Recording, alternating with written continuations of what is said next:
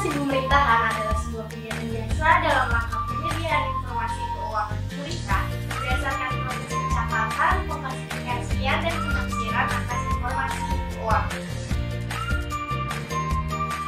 Akuntansi pemerintahan di Indonesia terdiri dari 5 periode. Yang pertama pada periode tahun 2001. Yang pertama ada otonomi daerah, yang kedua basis kas, yang ketiga pertanggungjawaban anggaran negara. 2003. Yang pertama ada reformasi keuangan daerah, yang kedua kewajiban basis akrual, yang ketiga ada LRA, neraca, LAK, dan CALK. 2005. Yang pertama ada standar akuntansi pemerintahan, yang kedua basis CTA, yang ketiga LRA, neraca, LAK, CALK, laporan kinerja keuangan, dan laporan perubahan ekuitas. 2010. Yang pertama ada revisi SAP, yang kedua kewajiban basis akrual, yang ketiga LRA, LPSAL, neraca, LO, LPE, dan CALK. 2015. Yang pertama ada pelaksanaan revisi SAP, yang kedua pelaksanaan basis akrual, yang ketiga pelaksanaan PP nomor 71 2010. Struktur akuntansi pemerintahan di Indonesia menggunakan konsep home office dan branch office, di mana home office merupakan PPKD atau pejabat pengelola keuangan daerah, dan branch office adalah SKPD, satuan kerja perangkat daerah. Nah, untuk mencatat transaksi PPKD dan SKPD dibutuhkannya rekening timbal balik, yaitu rekening koran, di mana pada PPKD dikeluarkannya NK SKPD dan pada SKPD dikeluarkannya NK PPKD.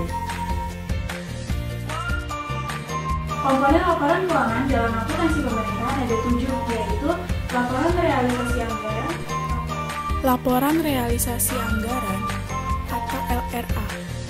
Nah, di dalam LRA ini menyajikan informasi realisasi pendapatan LRA, belanja, transfer, surplus atau defisit LRA, pembiayaan, dan silpa atau sikpa. laporan perubahan saldo anggaran lebih, Laporan perubahan saldo anggaran lebih atau LPSAL. Nah, di dalam laporan ini menyajikan pos saldo anggaran lebih awal atau saldo tahun sebelumnya, penggunaan saldo anggaran lebih, sisa lebih atau kurang pembiayaan anggaran tahun berjalan, koreksi kesalahan pembukuan tahun sebelumnya, dan saldo anggaran lebih akhir untuk periode berjalan. neraca, Nah, laporan neraca pada akuntansi pemerintahan masih sama seperti akuntansi keuangan, yaitu terdiri dari pelaporan mengenai aset, kewajiban, dan ekuitas. laporan operasional, Laporan operasional atau LO. Nah, di dalam laporan ini menyediakan informasi mengenai seluruh kegiatan operasional keuangan entitas pelaporan yang tercerminkan dalam pendapatan LO, beban, dan surplus atau defisit operasional. arus kas, Laporan arus kas pada akuntansi pemerintahan ini memiliki pengklasifikasian yang sama dengan akuntansi keuangan, yaitu aktivitas operasi, aktivitas investasi, aktivitas pendanaan. Namun, yang membedakannya adalah terdapat satu aktivitas, yaitu aktivitas transitoris, di mana contohnya itu berupa transaksi perhitungan pihak ketiga. laporan perubahan entitas, Laporan perubahan ekuitas atau biasa disingkat dengan LPE. Nah, di dalam LPE ini menyajikan informasi mengenai kenaikan atau penurunan ekuitas tahun pelaporan dibandingkan dengan tahun sebelumnya. perubahan entitas, dan catatan atas laporan keuangan. Catatan atas laporan keuangan atau CALK. Nah, laporan ini merupakan informasi lebih rinci mengenai detail laporan keuangan yang fungsinya sebagai penjelas atas informasi yang tidak bisa diungkapkan dalam sebuah laporan keuangan. Perbedaan akuntansi pemerintahan dengan akuntansi keuangan dapat dilihat dari laporan keuangannya. Yang pertama ada laporan keuangan akuntansi pemerintahan.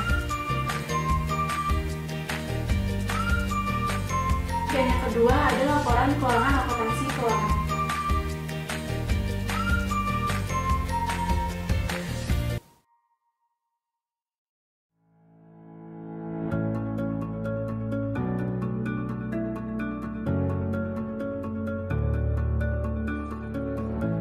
Sekarang kita sudah tahu kan tentang pembelajaran akuntansi pemerintahan secara umum.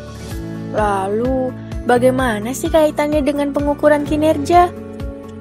Berdasarkan jurnal yang sudah kita terjemahkan, yaitu Jurnal Ekonomi dan Bisnis Indonesia, volume 31, nomor 1, tahun 2016, halaman 1 hingga 22, dengan judul Hubungan antara penggunaan sistem pengukuran kinerja, faktor organisasi, akuntabilitas, dan kinerja organisasi sektor publik yang ditulis oleh Muhammad Ahyarudin dan Rusdi Akbar akan kita telaah lebih lanjut. Dalam jurnal ini berfokus pada penggunaan sistem pengukuran kinerja, faktor-faktor organisasi, serta orientasi pemerintah di Daerah Istimewa Yogyakarta, termasuk Kabupaten Bantul, Gunung Kidul, Kulon Progo, dan Sleman. Sistem pengukuran kinerja pada Pemerintah Daerah Istimewa Yogyakarta menerapkan sistem New Public Management atau MPM, di mana MPM ini merupakan suatu sistem manajemen desentral dengan perangkat-perangkat manajemen baru seperti controlling, benchmarking, dan lean management. Sistem pengukuran kinerja MPM tersebut nyatanya berpengaruh, namun tidak signifikan. Nah, untuk peran yang kedua, sistem pengukuran kinerjanya berupa penggunaan insentif. Penggunaan insentif ini memiliki pengaruh, yang artinya bahwa penetapan target, pemberian insentif, dan penghargaan pada nyatanya akan mempengaruhi kinerja pemerintahan. Faktor-faktor organisasi dan orientasi pemerintah daerah istimewa Yogyakarta. Pertama, terdapat kontraktibilitas. Kontraktibilitas ini memiliki pengaruh terhadap kinerjanya, dengan disertakan 3 poin penting sebagai berikut. Pertama, pemerintah daerah Yogyakarta ternyata memiliki tujuan yang jelas, yaitu mengutamakan pariwisata daerah. Dan ternyata juga organisasinya ini tidak ambigu, di mana atas hal tersebut terjadilah capaian berupa peningkatan pengunjung hingga 1,64% pada tahun 2017. Poin yang kedua, kinerja pemerintah daerah Yogyakarta dapat diukur dengan cara yang konsisten dengan prestasi organisasi. Dan poin yang ketiga, terdapat seseorang dengan peranan khusus dalam mengetahui dan mengontrol proses transformasi dan juga mampu memprediksi kemungkinan. Kemudian yang kedua yaitu mandat legislatif.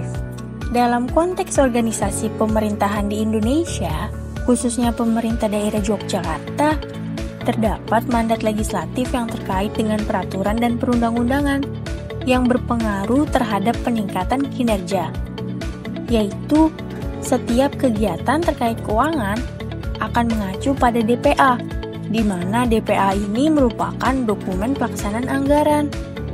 Selanjutnya, adanya petunjuk mengenai penggunaan uang pada organisasi pemerintahan. Dan yang terakhir, menerbitkan kebijakan. Dan yang ketiga, komitmen manajemen. Komitmen manajemen atau pengelolaan komitmen memiliki pengaruh positif pada akuntabilitas dan kinerja perusahaan di pemerintahan daerah Yogyakarta. Komitmen manajemen pada pemerintah daerah Yogyakarta ini dapat mendorong terjadinya peningkatan motivasi kerja pada karyawan, terciptanya peningkatan kinerja budaya, adanya perumusan, implementasi, dan peninjauan strategi organisasi yang lebih baik, dan adanya peningkatan kinerja pada pemerintah daerah Yogyakarta secara keseluruhan. Segitu dulu pembahasan mengenai akuntansi pemerintahan, semoga bermanfaat. Sampai jumpa.